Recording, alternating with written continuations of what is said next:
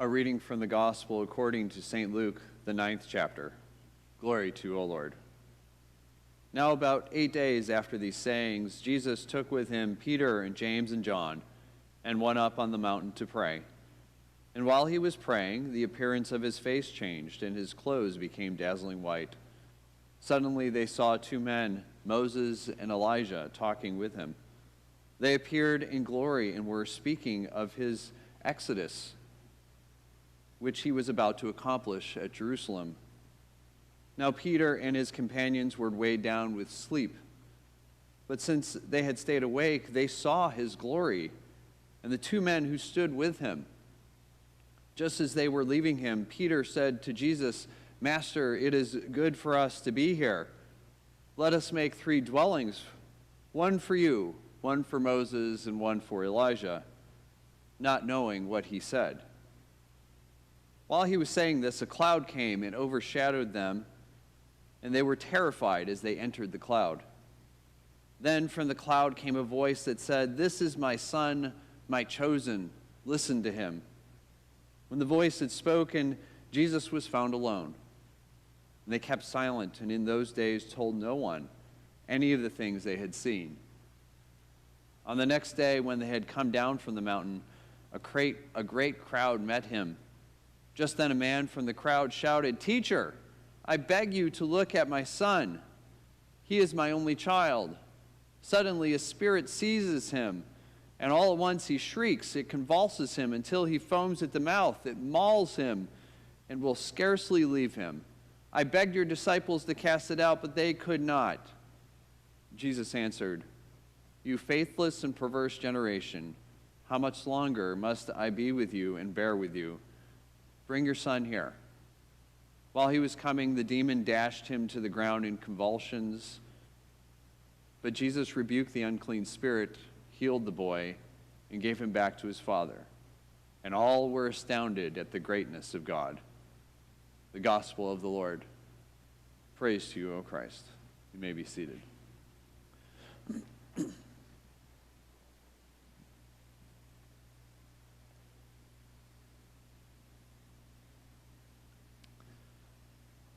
So there's a story that I don't know how true it is or not. Doesn't really matter all that much. It's been attributed to many different people over time, so I'm going with this version of it. Herman Cortez, a Spanish conquistador, he was in search of God, glory, and gold, and I would say probably the third one was most important to him. And so he took a large contingent of troops. He had heard about the wonderful gold that the Aztec Empire had, and he wanted it for himself, as a lot of the so-called explorers wanted to do. So he took this large contingent of troops, he sailed across the ocean and came to where he could land, got off the boats, and said to those in charge, "Burn the boats." What? Burn the boats? Burn the boats. Seeing the boats burn solidifies the fact that you're all in. There's no going back. It's either you accomplish what you're there for or you die. Scripture has a theme about seeing. How many different places in our gospel reading, and even in the other readings, do we have talk about sight? They see Moses' face shining. They cover it with a veil so they can't see it. Paul talks about this as well. The gospel, holy cow, it's full of imagery around sight. The appearance of his face changed. His clothes became dazzling white. Suddenly they saw Moses and Elijah. They appeared in glory. They had trouble staying awake, which means their eyes were closing. They saw the glory of the Lord. All sorts of things. because of all these imagery of sight. And I read something a little bit different if you were following along. In verse 31, the NRSV has, where is it? They appeared in glory and were speaking of his departure. You can translate that as Exodus, which really fits. This is why I read it as Exodus. It fits. We're talking about Moses. We want to draw back to Moses, right? The Jewish people, it all goes back to Moses. He's the ideal person, the giver of the law, and Elijah, the prophet, right? This is about, all these readings are about the past leading to where things are going. Seeing the glory of God, hearing the voice that reminds us of the baptism of Jesus. The same thing happens, a cloud, they hear the voice, this is my son, listen to him. It all plays out in this miracle of this transfiguration. And in the midst of that, things have changed, and they're not going back. Once you see, there's a phrase, once you see something, you can't unsee it. That's the case with Peter, James, and John, seeing Jesus transfigured before them. I can't imagine that, but I can't imagine ever going back to seeing Jesus the way he was before. No wonder, at the end of this, they kept silent in those days and told no one of any of the things they had seen. How do you explain that? I don't know. No idea, right? But things have changed. There's no going back. You can't unsee it. In just a few short verses after this passage, we're in Luke 9. We end up at verse 43. Just 8 verses later, in verse 51, this is what we hear. When the days drew near for him, Jesus, to be taken up, he set his face to go to Jerusalem. In other words, he burned his boats. There was only one option at this point, and he was going forward. It's time to burn the boats. What are the boats that need to burn in our lives? In our beliefs, our opinions, our ideas. What are the boats that need to burn in our church and in our community? What are the expectations that no longer serve us, that we've never even thought about or questioned? We just assumed that they were normal. Maybe because they worked great before, but do they still work anymore? Have we actually ever stated them and considered if those expectations make any more sense? What are the parts of anywhere, of the world, where the boats need to burn? See, we can't go back. We literally can't go back to the way it was before, whatever it is that we're talking about, because everything changes. You've changed, I've changed, technology changes, culture changes. As we're watching right now, lines on a map change.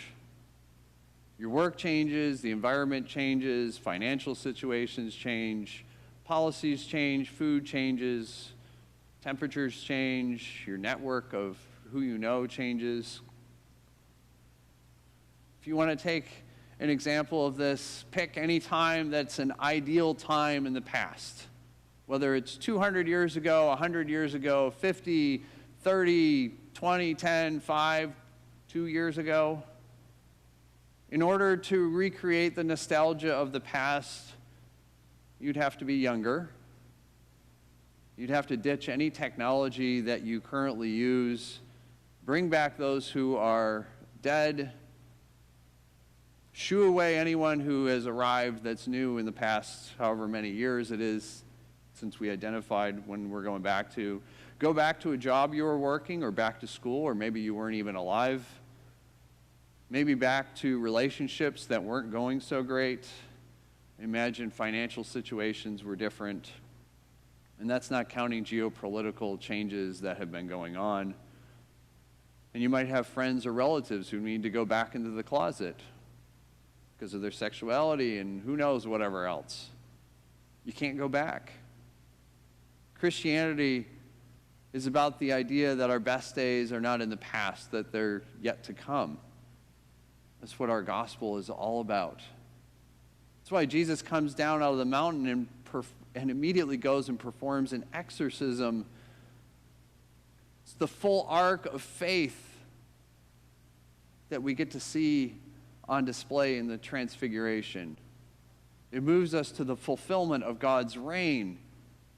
Burn the boats and go forward, not stay on the mountaintop with Moses and Elijah and build a tent and stay there. Here's one example of what this means. I wrote about this in my notes that got sent out this past week at the conference that I had attended. The presenter of one of the sessions had stated the following. He said, "We used to think that we were an in-person church with an online option, but now we know that we're an online church with an in-person option."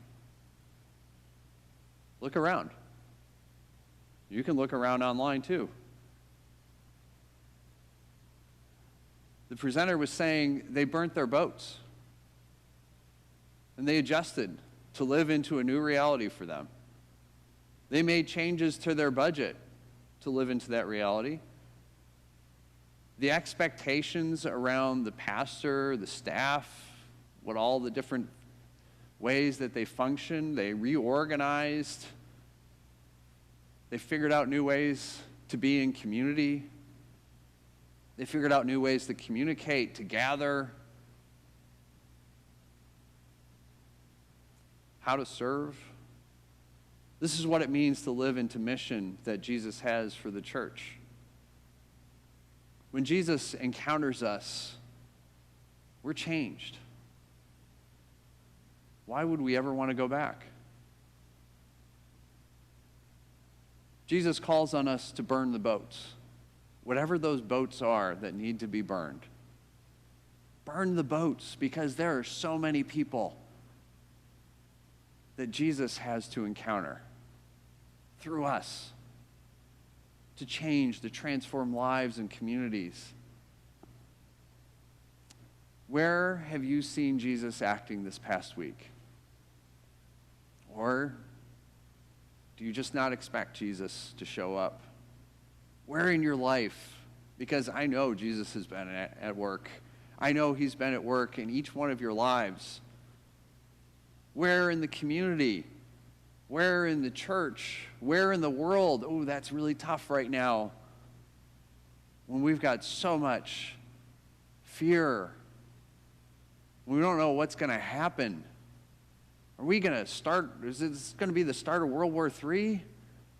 So the fear is gripping a lot of people, but Jesus is active in the midst of that. Are we expecting transformation from encounters with Jesus? How has Jesus encountered you this week? Here's how Jesus has encountered me this week. I have a friend who's a Ukrainian Orthodox priest in Ukraine. And so I've been checking on him, make sure that, how's he doing? I'm really concerned for him. And I asked him, how are you doing?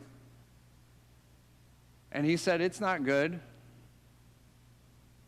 but he's staying because people need to be together there.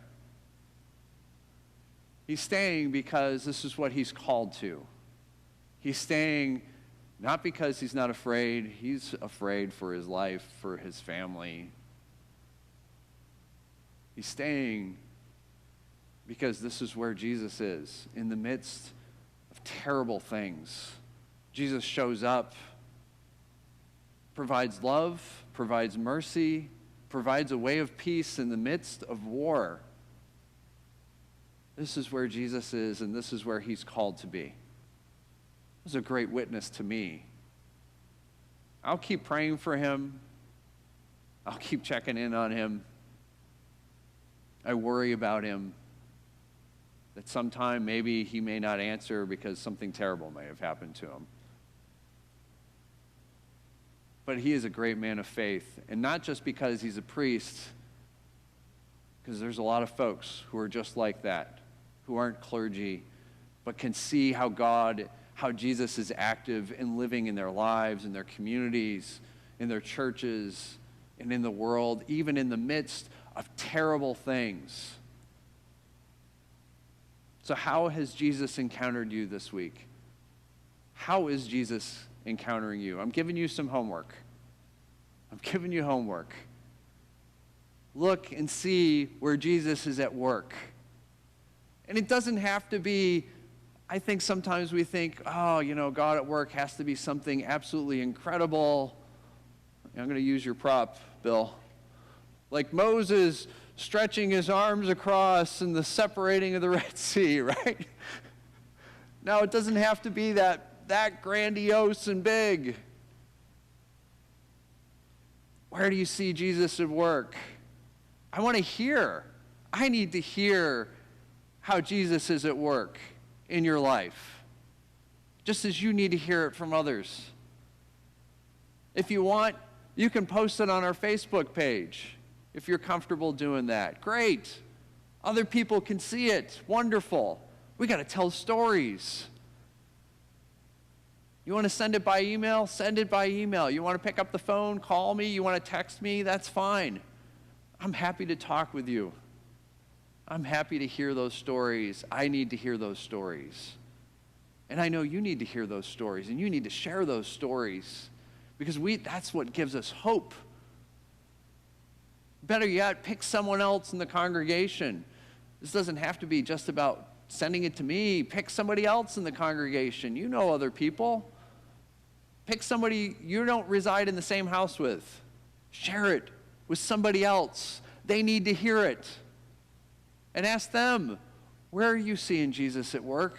Because I need to hear it too. Share stories. It gives hope for each other. Do it this week. Share a story. This is Jesus we're talking about, and it should elicit some excitement. As the end of the gospel states, and all were astounded at the greatness of God. How can we astound each other about the greatness of God at work when the world doesn't expect God to do anything? Let's be astounded by what Jesus is up to. There's no going back. There's no reason to burn the boats. Let's open our eyes and see what Jesus is doing and share that good news with those around us. Thanks be to God.